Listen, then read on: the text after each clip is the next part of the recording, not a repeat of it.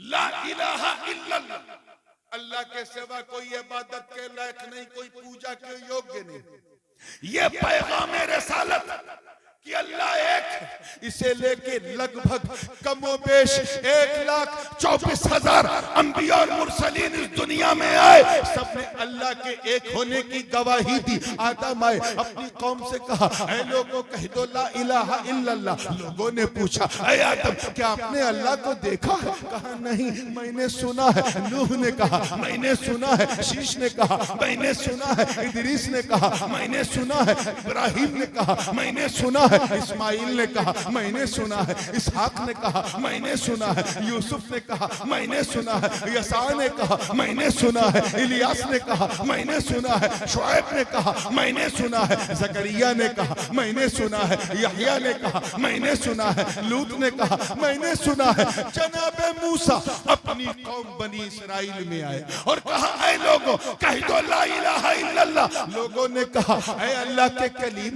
बात तो की है मगर क्या जात को देखा है? कहा नहीं, मैंने भी सुना है। जनाब ईसा अपनी कौम में आए और कहा ऐ लोगों कह दो ला इलाहा इल्लल्लाह। लोगों ने पूछा ऐ इब्ने मरियम क्या आपने अल्लाह को देखा है? कहा नहीं, मैंने भी सुना है। मगर जब 12 रबीउन नूर की सुबह सादिक में अर्श की आंखों का तारा चक्का दुलारा आका हमारा अहमद मुस्तफा मोहम्मद मुस्तफा रूही फिदा हो सल्लल्लाहु ने इस दुनिया में कदम रखा और 40 साल के बाद जब नबी कुबैस की फारान की चोटी पे खड़े होकर पैगाम रब्बानी दिया और अपनी कौम से कहा ऐ लोगों कह दो ला इलाहा इल्लल्लाह ला इलाहा इल्लल्लाह। तो कुफारे कुरैश ने कहा ऐ अब्दुल्ला के बेटे क्या तुमने भी सुना है?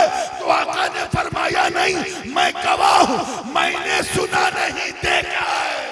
नारे तकबीर, नारे रिसालत, अज़मत मुस्तफा हजरत ताजुल उलमा, नारे तकबीर। मस्जिद में जब सुनने वाला आया, तवज्जो रहे जुमला जाया ना हो, मस्जिद में जब देखने वाला आया था तो मस्जिद का दरवाजा बंद कर दिया ना गवाही के बाद। बोलो इसी तरह जब अल्लाह के एक होने की गवाही देने वाला, आईनी गवाही देने वाला, जब हमारा नबी इस दुनिया में आया और ऐलान नबूवत की तो नबूवत का दरवाजा बंद।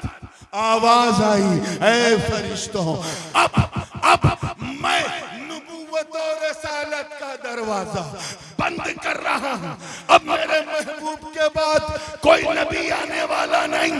अब तक दरवाजा इसलिए खुला था क्योंकि सुनने वाले आ रहे थे। अब बंद कर दो क्योंकि देखने वाले ने गवाही दी। इतने करीब है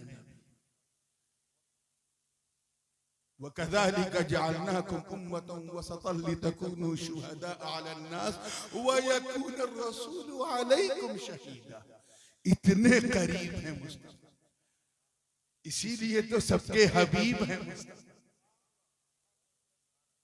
आइए वो तो बहुत करीब, हम उनके कितना करीब, ये बहुत बुनियादी सवाल है। मेरी तरफ देखो, अल्लाह के लिए मैं चंदा नहीं मांग रहा, वो तो हमारी जान से ज्यादा करीब है। क्या हम उनके करीब हैं? नहीं। हम कैसे करीब हो सकते हैं जब हम झूठ भी बोले, गीबत भी करे, बेहयाई भी करे, बदकिरदारी भी करे, ज़िना करने वाले हम में, शराब पीने वाले हम में, बदकिरदारी में मुलव्विस हम में, बेनमाजी हम में, बेरोजेदार हम में, रात दिन शराब कबाब और शबाब में गुजारने वाले हम में, मोबाइल हाथ में लेकर चैटिंग और न जाने कितनों से चीटिंग करने वाले हम में, सब तो हम में है। हम दूर हो गए। अब अगर तुम इस्लाम का फरोग चाहते हो और ये चाहते हो कि शौकत इस्लामी में इजाफा हो, आफाको अनफुस में इस्लाम का बोलबाला हो और उसमें तुम्हारा भी कुछ हिस्सा हो, तो try to get closer to his beloved prophet, Allah के नबी के करीब हो जाओ, मतलब उनकी सुन्नत पे चलो, उनके उसवाए हसना को अपनाओ। जिसे वो हराम कहते छोड़ दो, जिसे हलाल कहते गले से लगा लो। अरे जब तुम ऐसा करोगे और ऐसा करते हुए जब तुम सैफिनी की गलियों में चलोगे तो तुम्हें देखने वाला ये नहीं कहेगा कि मुसलमान जा रहा है, बल्कि कहेगा कि चलता फिरता इस्लाम जा रहा है।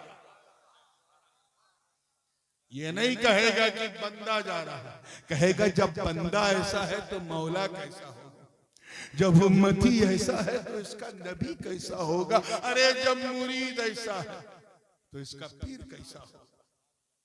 ये है आपकी तरफ से फरोग। ये ना सोचो कि इस्लाम को फरोग देने का ठेका से उलमा का, आप अपने किरदार और अमल से फरोग ऐसे बंदे बन जाओ कि बंदगी तुम पे नाज करे।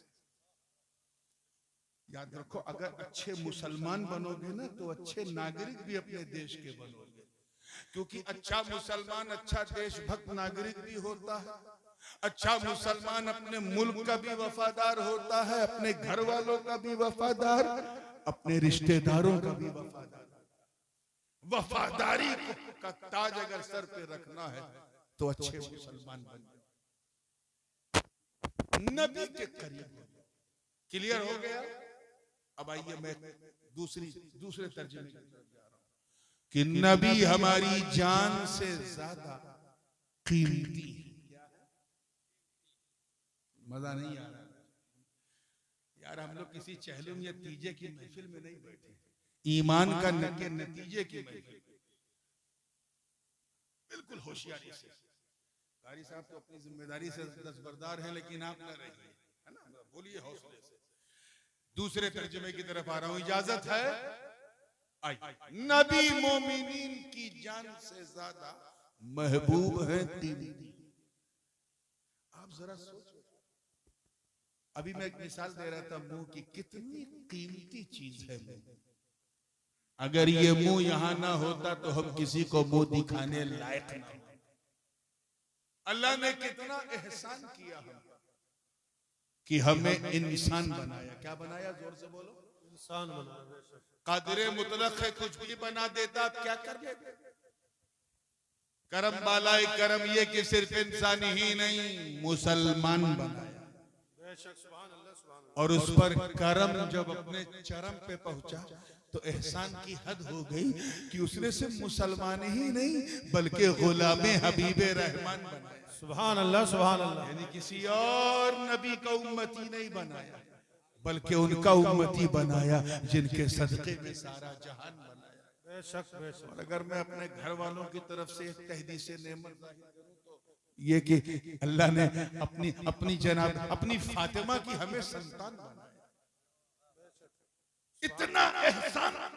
मुंह दिया जिससे हम बोलते हैं, आंख दिया जिससे हम देखते हैं, नाक दिया जिससे हम सूंघते हैं, कान दिया जिससे हम सुनते हैं, हाथ दिया जिससे हम छूते भी हैं, खाते भी हैं, अल्लाह जाने क्या क्या करते हैं, पांव दिया जिससे हम चलते हैं, धड़कन दी जिसकी धड़कन से हम जीते हैं। ये सब एहसान है कि नहीं?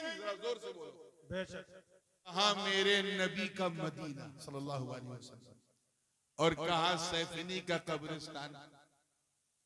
हुजूर आते हैं कि नहीं? है चचा, आपके सामने है बच्चा, तवज्जो। कहा मदीना और कहा ये सैफिनी का कब्रिस्तान। आते हैं कि नहीं कब्र में? बताओ, जोर से बोलो। आते हैं ना? कोई रोक पाता? बीच में हिंद महासागर की लहरें, कोई रोक पाया? जद्दा की बड़ी बड़ी बिल्डिंग, बंबई, पूरा एशिया, पूरा रेगिस्तान, हुजूर कब्र में आए कि नहीं? आते हैं कि नहीं? तो जरा इनको समझाओ यार, समझाओ कि जब मेरे नबी हम गरीबों की कब्रों में आने से हिंद महासागर की लहरें न रोक सकी तो हम गरीबों के जलसे में आने से कौन रोके?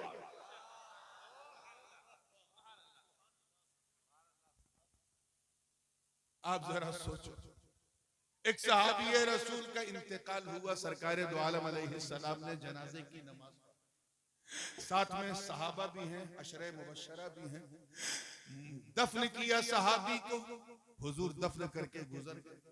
उधर नकीरैन की आमद, हुजूर हजरत फारूक आजम और हजरत सिद्दीक अकबर के साथ साथ अपने घर की तरफ बढ़ चले।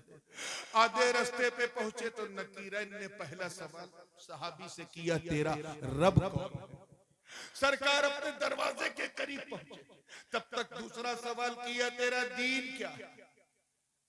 सरकार बाबे जिब्राइल तक पहुंचे। इसके बाद तीसरा सवाल किया, मा कुंता तक़ूलु फी शअनी हाज़ा रजुल, इस मर्द के बारे में तुम क्या कहा करते थे? तवज्जो रहे, क्या कहा करते थे?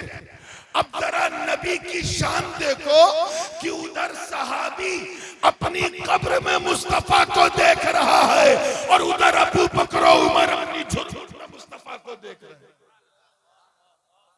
वो इतने लतीफ हैं हर जगह, इसी गायत कुर्ब की वजह से अल्लाह ताला ने अपने महबूब को गवाह बनाकर भेजा। क्या बनाया? या अय्युहन नबिय्यु इन्ना अरसलनाका शाहिदन व मुबश्शिरन व नज़ीरा, ऐ छुपी बात बताने वाले, हमने आपको गवाह बनाकर भेजा। आला हजरत फाजिल बरेलवी रहमतुल्लाह ताला अलैह ने तर्जुमा किया कि ऐ गैब की खबर देने वाले, हमने आपको हाजिरो नाजिर बनाकर भेजा। और मेरे दादा हुजूर मुहद्दिस आज़म हिंद ने तर्जुमा किया, ऐ छुपी बात बताने वाले, हमने आपको गवाह बनाकर भेजा। कुछ लोग दोनों तर्जुमे में फर्क समझते हैं, फर्क नहीं है, तेरे समझने में फर्क है। कान चाहे यहां से पकड़ो चाहे घुमा के पकड़ो, बात एक ही है। हमें जो गवाह होता है वो हाजिर भी होता है, नाजिर भी होता है। कचहरी के अंदर मुकदमा चल रहा है 302 का, गवाह को बुलाया गया, पूछा गया, हाँ बताओ, मौके वारदात पे तुम हाजिर थे? जब ये बंदूक चली तुम थे? उसने हाथ जोड़ के कहा, माई बाप माफ करना, मैं 5 मिनट लेट पहुंचा। गवाही मानी जाएगी? जोर से बोलो। उल्टा अदालत को गुमराह करने का मुकदमा उस गवाह पे लग जाएगा कि जब तूने देखा ही नहीं तू आया। प्रॉब्लम क्या था? वो मौके वारदात पे हाजिर नहीं। अच्छा, एक गवाह आधा घंटा पहले से हाजिर था, उसी के सामने बंदूक निकली, उसी के सामने गोली चली, उसी के सामने जान निकली, उसी के सामने एम्बुलेंस आई, उसी के सामने रखा गया, सब कुछ उसके सामने हुआ, बट ही वॉज ब्लाइंड, अंधा था, नाबीना था। गवाही मानी जाएगी अंधे की? हाजिर तो है, नाजिर नहीं है। तवज्जो चाहूंगा।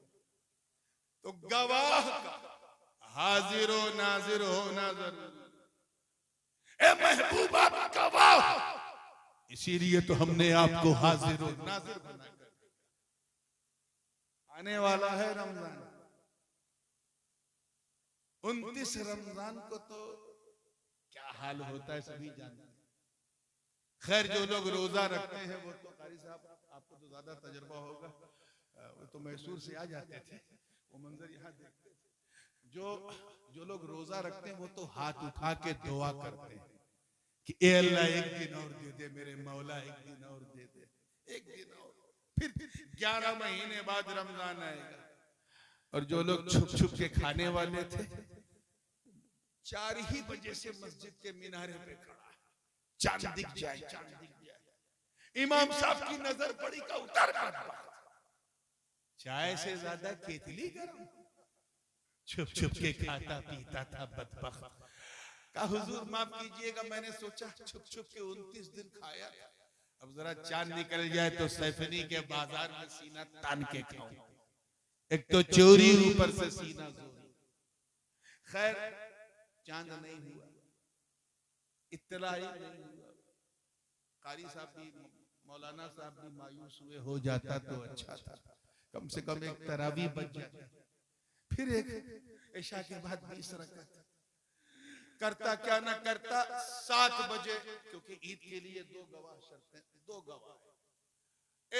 हजरत ऐलान कर दीजिए चांद हो गया। आए इमाम साहब खुश, देर हुई लेकिन अंधेर नहीं। हाँ बेटा बताओ कहाँ देखा तुमने? हुजूर देखा नहीं, मैंने सुना। सारा मूड खराब।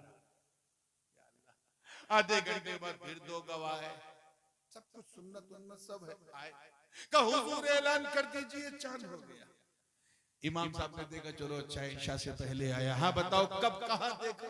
वो मेरा भाई सऊदीया में रहता है, उसने वहां से खबर की है कि वहां हो गया, मैंने सिर्फ सुना। फिर मूड खराब हो गया, अल्लाह क्या मैं सुनने वाला? इसी बीच इशा का वक्त हो गया। इशा की नमाज के बाद भी मौलाना ने गर्दन घुमाया, शायद कोई दिख जाए तो तरावी अभी भी बच सकती है, लेकिन नहीं, तरावी हो गई। फिर सुनने वाले आ रहे हैं, सुनने वाले आ रहे हैं, सुनने वाले आ रहे हैं, 10 बज गया। अहले सुन्नत की मस्जिदों में अजान देने वाले लोग उस तब अजान देने के काबिल समझे जाते हैं जब चलने के लिए हाथ में डंडा आ जाए।